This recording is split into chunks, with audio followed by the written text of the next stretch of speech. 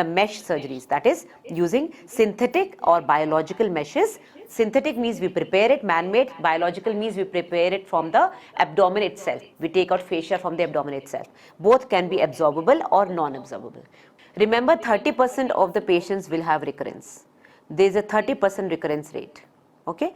Just like I told you, cystocele repair has a 30% success rate. Similarly, 30% recurrence is seen in prolapse. Okay, it can be anything, any reason out of all these 4 that I have written. Now, absorbable meshes and non-absorbable meshes.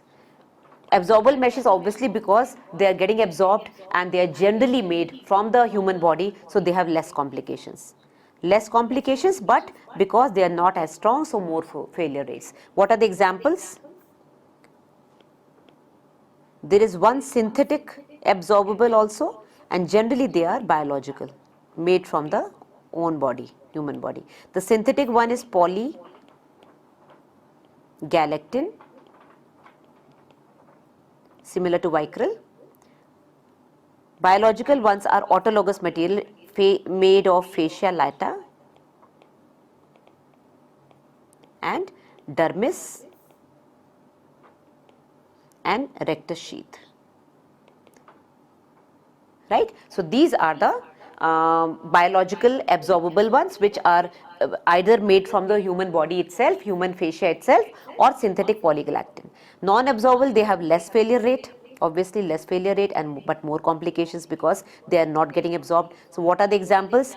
These are all synthetic. These are all synthetic because they cannot be made from the human body. If they are made from human body, they will be absorbable. So these are all synthetic. This is proline.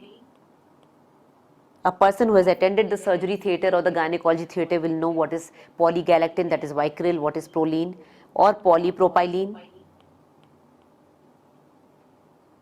or polytetrafluoroethylene.